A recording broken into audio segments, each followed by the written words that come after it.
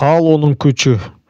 Жашоодо изденип жүргөн бир жаш жигит даанышманга келип: "Даанышманым, мен максатыма жетип ийгиликтүү адам болгум келет. Ал үчүн эмне кылышым керек?" деп сурайт. Даанышман унчукпайт.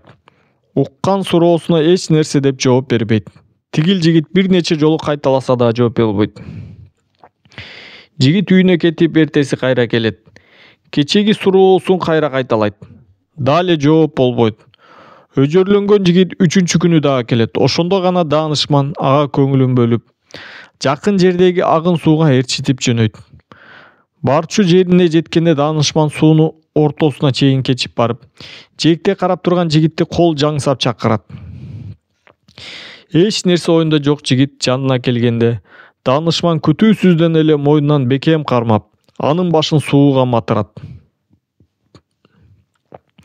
Эмне болуп кеткенин түшүнбөгөн жигит думуккандан жанды албастап, эки колу менен даанышманды тытмалап алдастайт.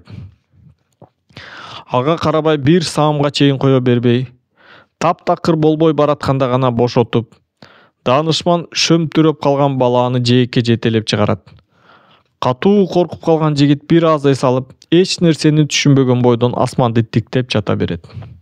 "Балам, сууга думугуп калганда эң биринчи эмнени кааладың?" деп сурайт даанышман эч нерсе болбогондой мээримдүү сүйлөп.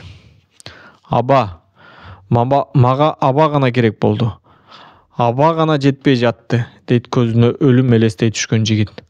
"А байлык, бийлик, сүйүү, ырахат дегендерди каалаган жоксуңбу?" "Жок", дейт жигит бир аз ызалана. "Абадан башка эч нерсени ойлоно албадым." Ошондо даанышман жигиттин көздөрүнө карап: "Балам, эгер өзөктүү оюңду башка бир майда ойлорго бастыра берсең, анда сен эч качан негизги максатыңдын чокусуна чыга албайсың. Ийгиликтүү болгуң келсе, анда койгон максатыңа жетем деген каалооңдун күчү азыркыдай болсун. 3 күндөн берки сурооңо мына эми сен бүгүн жообуңду алдың.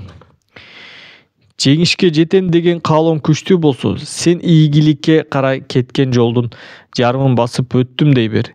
Эгер андай каалооң жок болсо, ийгиликсиз жолдун жарымын басып койгонуң